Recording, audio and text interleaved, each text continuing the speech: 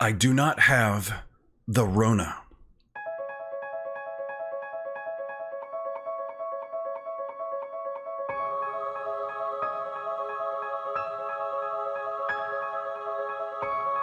Hey folks, welcome back to the channel. I'm David Bird with Reality Reimagined. I'm an award-winning photographer and Photoshop artist that specializes in fantasy composite art. And I'm going to give you 3 guesses as to why the content has been delayed on this channel for the past week. Just take a guess.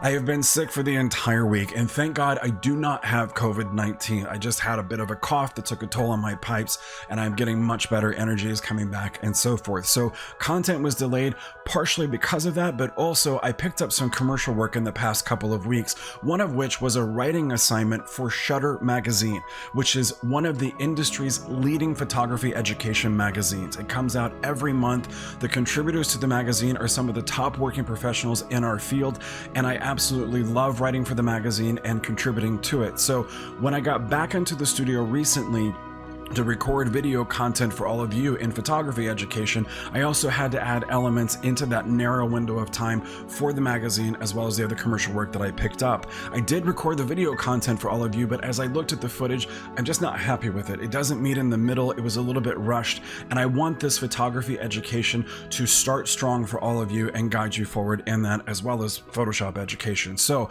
I've scrapped the footage. I'm going to be getting back into the studio soon to get all of that for you.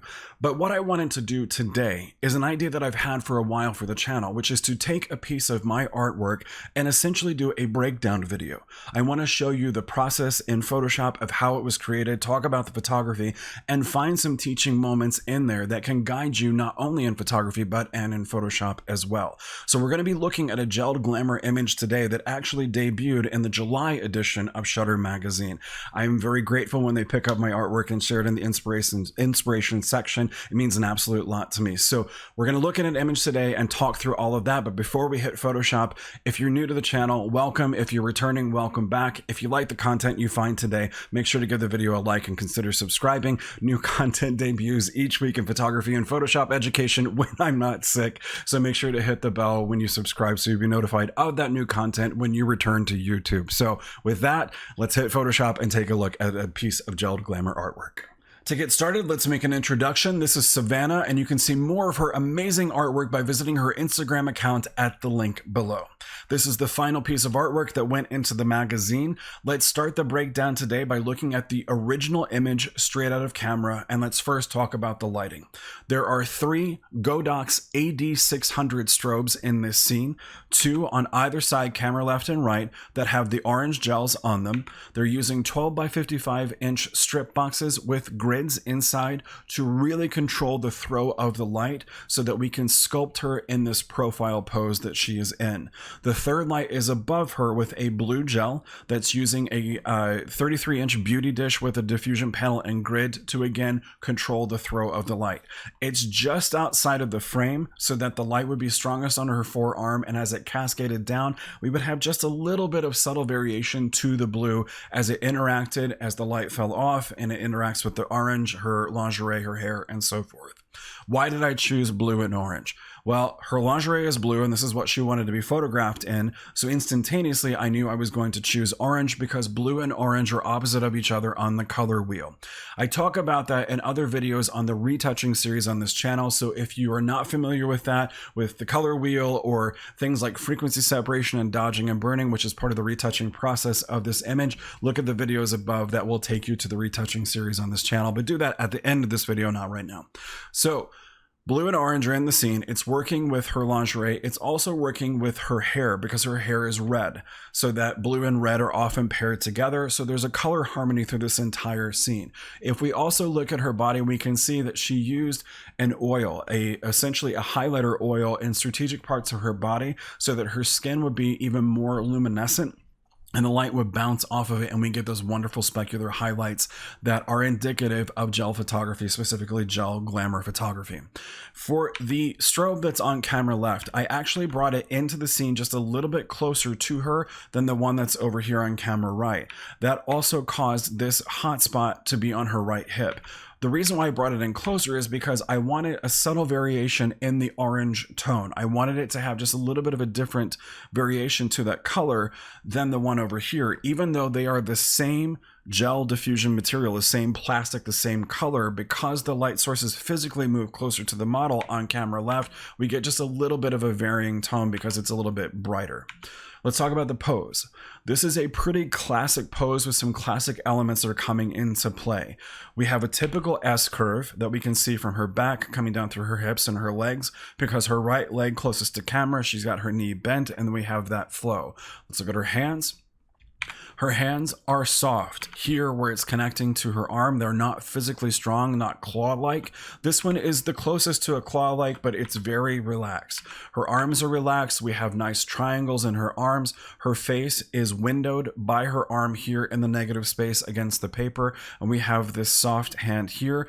And one of the things that I love is that the direction of her eyes and her focus are not actually looking directly up into the light source. They're looking off in the distance. Let's talk about that. It is okay to have a model look at a light source, especially if you as the photographer have a light source that is off to your left or right and you're photographing directly at them, but they are looking up left or right at the light. It can feel like they're looking off into the distance. So there's elements and opportunity for storytelling there.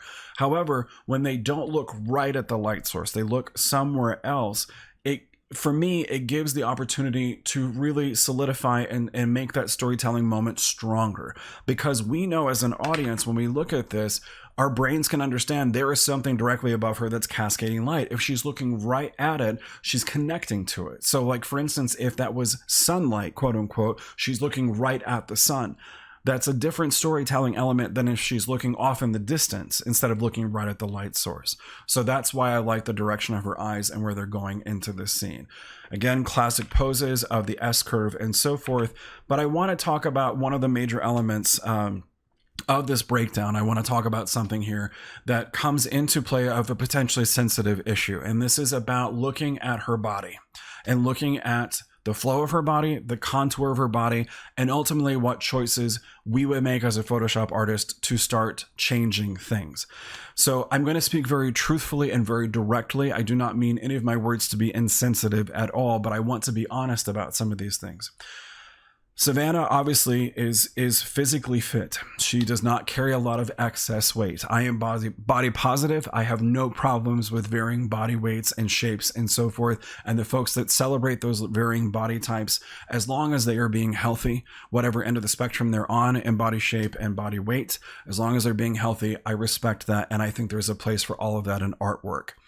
This pose that she is in is like a circus performer's contortionist pose. Nobody in their right mind stands there like this and has an expression on their face of misty eyes looking off into the distance.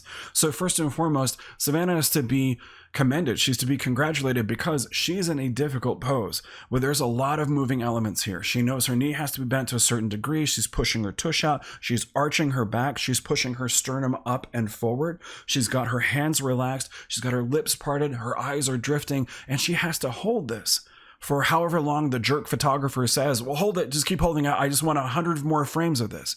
So one of the things that I want to push out is that when you're guiding models into poses, or they're using poses that of their own creation, get the shots quickly and let them rest, because good models who know their bodies and know how to flow through these poses, know the triangles that they need to make, the negative space, the slight bends, the arching of backs and pushing out of their chest and so forth. That hurts. It hurts for them to hold it. So don't have them hold it for a long time. A part of this contortionist pose is some of the elements that we can see here. We can see her skin is folded just a little bit with this line. Does this denote any kind of ugliness or ickiness or, ooh, that's bad? No. But is it something that I will remove in the process of retouching? Yes. Because why? This is a distraction. This is a distraction from the overall curve of the S curve and the sensuality and the allure that we're trying to create. If it's left, is it going to ruin the image? No, absolutely not. But I'm removing it because that's the expectation of the model. That's the expectation of the photographer and the artist and the work that I'm creating. We can see that because she's contorting herself so much, she's pushed her tummy out just a little bit. Is this making it look like, ooh, that's gross and icky? No. Did I push this in as I started to work with the image? Yes, because I'm trying to make that smooth curve, because this entire pose is about curves. The curves are going to help tell the story of sensuality. So I'm pushing those elements in, but also let's look at her lingerie. We have all of these wrinkles and it's bunching up in different areas. In Photoshop, did I smooth all of that down? Absolutely, yes, I did. So let's take a look at the image. This is the Photoshop working document. What's what I call a working document. This top layer is the final result of all of these layers combined. Let's come down to the base layer, which is this one. And then start talking about what happened. So ultimately, from this image, I simply went through the process of frequency separation and dodging and burning to retouch her. I also used Liquify to push in different areas of her tummy. I used frequency separation to get rid of all the bunching and the wrinkles in the lingerie, to remove those lines that we see in her back because of this pose. Then I went through the process of extracting her from the image. She's photographed against gray seamless paper, even though it looks blue, but because the light that was above her that's boomed down is blue, it's making the paper look blue. So I extracted her because I wanted to add texture to the paper from the original image, because there's not a lot of depth there. I don't feel a connection of where she is. And I knew that I was going to ultimately add the circle that we see into this scene. So I wanted some more texture into it. I just didn't want it to feel like we were in a chasm of nothingness. So I extracted her, which is this layer that we see here in the layer stack. There's the original layer with a layer mask using the quick selection tool, and then the select and mask process of that to refine all of that. If you're not familiar with any of that, take a look at the retouching series when you're done with this video. So when I extracted her, I simply added two different textures to the background using layer blending modes of overlay and soft light. One of the textures is actually a dark stormy cloud stock that I had, and the other one is just simply a gray texture that gives us two dimensions that we can build together into the scene. And you can kind of see there's a little bit of texture here, but you can also see this is a cloud from a dark stormy sky stock that I had and put it into the scene. I use the sky stock because it has the elements of highlight and shadow. So it starts building depth immediately. That's a very simple way to start creating interest and depth and something for the audience to look at, as using things like highlight and shadow to your advantage. Oftentimes photographers will use texture that's just simply a grainy, rough texture, like a wall texture, and they'll put it over the entire image. And that's fine. That's an artistic choice. But by adding that stormy sky, adding layers of highlight and shadow, I've created a little bit more visual depth and interest into this scene that she's playing against. So again, frequency separation, dodging and burning to sculptor. The dodging and burning is used not as a local dodge and burn to recover blemishes and so forth, but used as a way to create three-dimensionality into the scene and to really build up into that part of the process. So once that was done, then I went through the process of using Oniric. If you've not heard of Oniric, it is my absolute favorite plugin for Photoshop. It's incredibly powerful. It makes non-destructive glows and lights built out of the scene itself. You can learn more about it by going to the description below. That will take you to Composite Nation, which is the owner and the website of Oniric. You can learn a lot by going there and taking a look at it. I highly recommend purchasing Oniric. I absolutely love it. It has changed my work forever. So these two layers into the scene that we see here, these are what Oniric has produced as I ran the image through the plugin itself. The first image is just a general pass. So let me turn this on and off. This is a general pass where it's looking at all the light data within the image. It was on the diffuse part of Oniric and not on the light streaks. And simply I took the threshold all the way up. I kept the exposure low and I kept the radius low and I brought the intensity down. If that doesn't make sense to you, there are videos on the channel that will show you Oniric and take you through it as well. But if you're familiar with Oniric, that's part of the process for this first pass. But when I went through it, ultimately what happened was this hotspot became way too bright. It was just too intense. So if I turn off the layer mask, we can see this is what it was producing. And that hotspot is just too strong. It would potentially pull the audience's focus. And that's something that I did not want. So as you're working as a photographer, as you're working in Photoshop, one of the questions you have to ask is, where do you want the audience to look? Well, in this image, and with all images with humans, I want them to look first at their eyes. I want them to connect with their face, because the person, the model, the actor, whomever, is doing a good job of trying to communicate some sort of story here. But of course, a gelled glamour image, I want them to take in the entire scene, which is why she's in this pose to begin with, and why we have elements like circles added to it and so forth to add to that visual allure.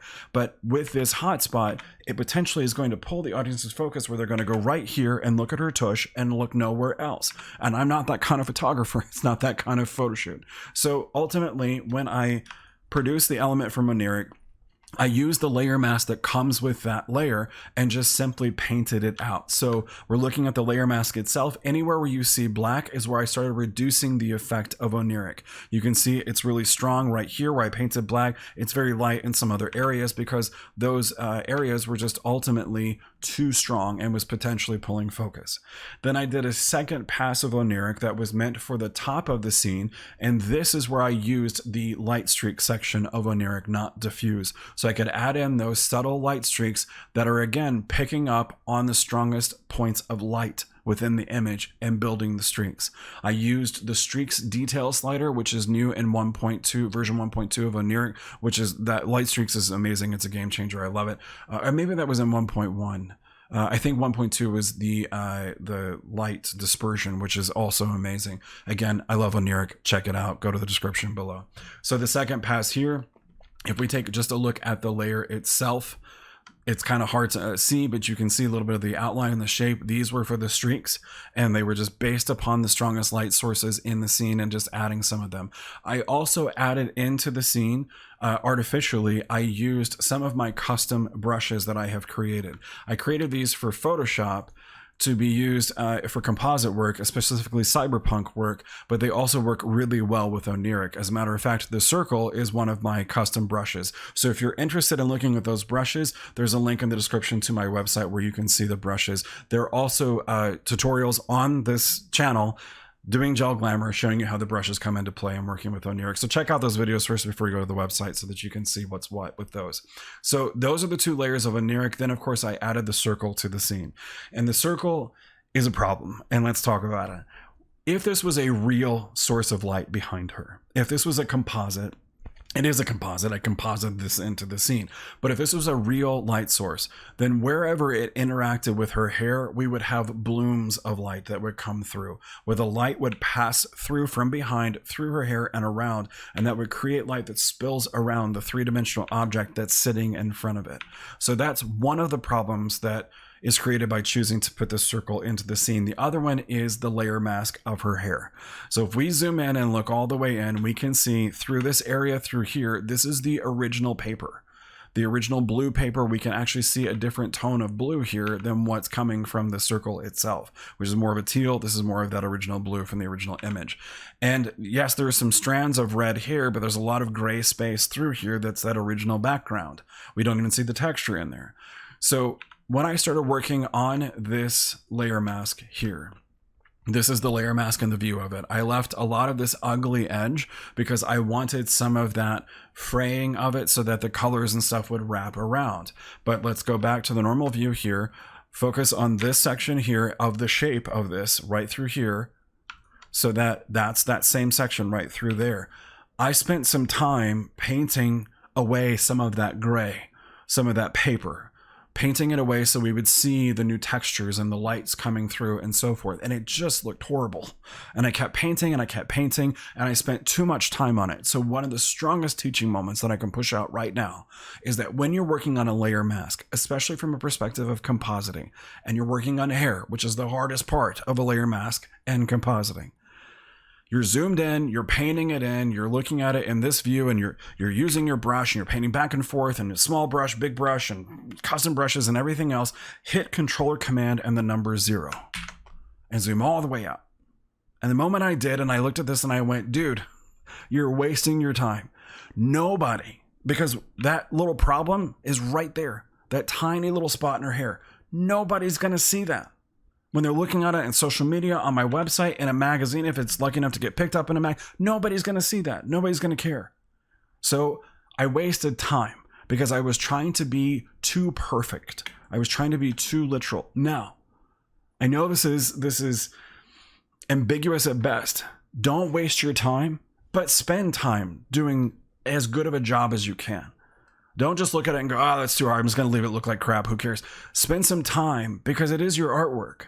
But you've got to find that balance, that work-life balance of knowing when you're spending too much time on this tiny little area. I'm going to leave the mouse right there. So when I hit Control or Command 0, oh, well, of course it moved over. It's that tiny little spot right there. Nobody's going to notice it.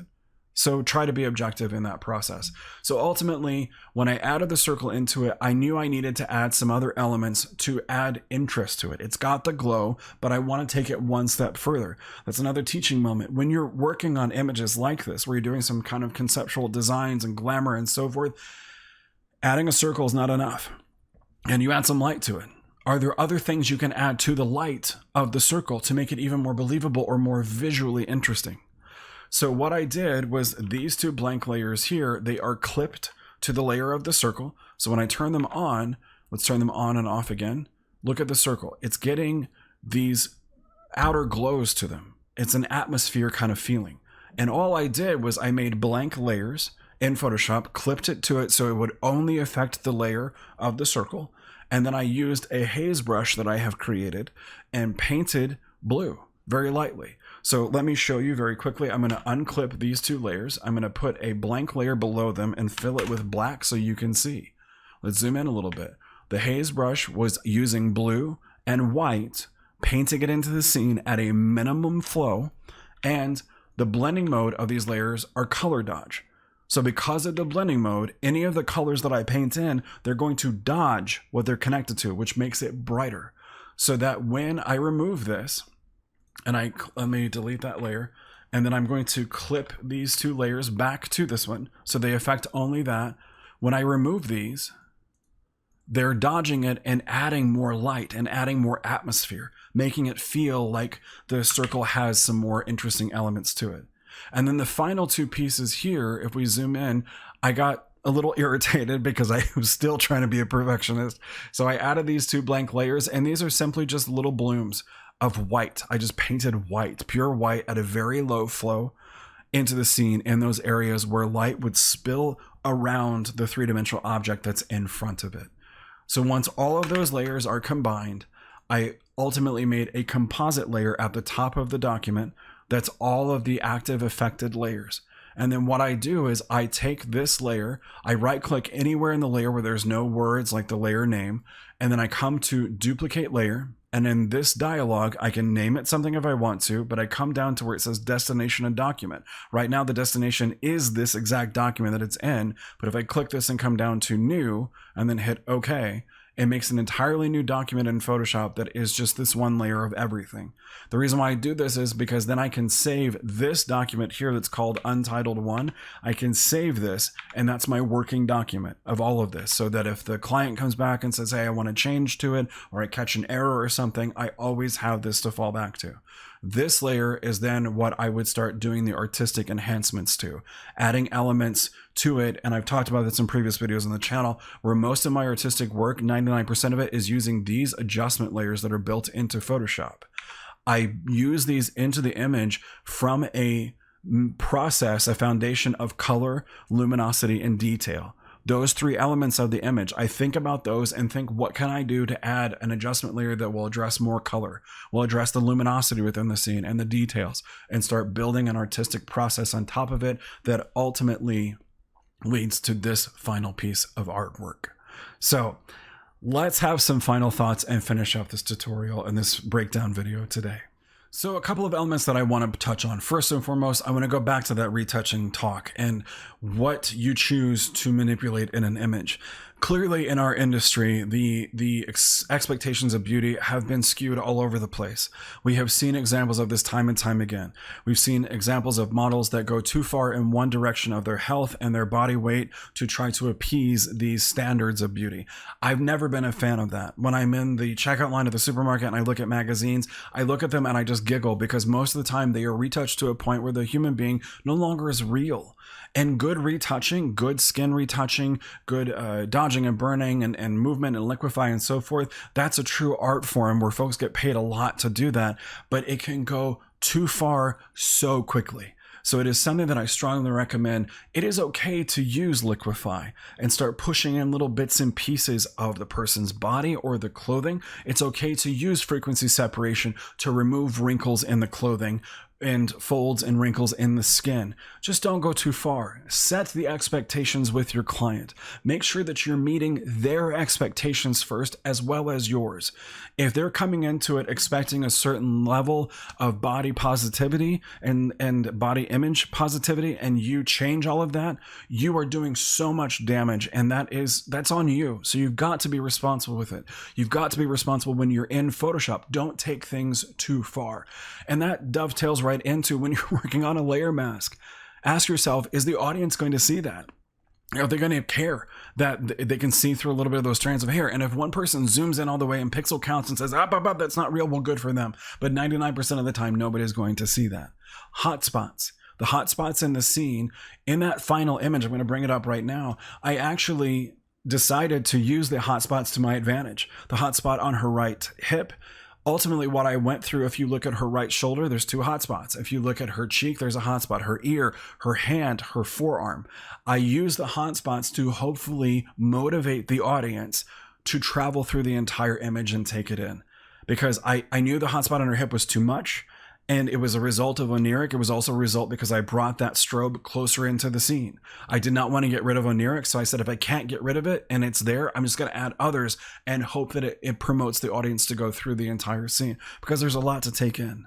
So look at the lighting, look at the color choices, the color harmonies, the pose itself, keeping hands soft, keeping negative space where you can help frame her face and tell story, working in Photoshop, retouching to your expectations and to your client's expectations, making sure that you're not wasting too much of your time, and ultimately putting together a great piece of artwork. That's the end of this video. Thank you so much for watching. If you like the content, again, please give the video a like and subscribe to it. That new content for photography education is coming soon. If you have any questions about this or any comments, please make it in the comments below. Please be respectful too. I would love to hear your opinions about this, about the body positivity that we've talked about, the retouching elements and so forth. Please visit those links in the description below to Shutter Magazine, first and foremost, because it's a great magazine, a great source of education. Go to Composite Nation, take a look at Oniric. It's a fantastic program. You will not be disappointed by what it can produce for you. And if you're interested in looking at some of the custom brushes that I have created, look at the other videos on my channel that are a breakdown of them. I put that final card above so you can see that very briefly here and see those videos on the channel for gelled glamour retouching and seeing those custom brushes come into play with Oniric. Thanks again for watching, and until next time, I will see you out there in the world of Photoshop.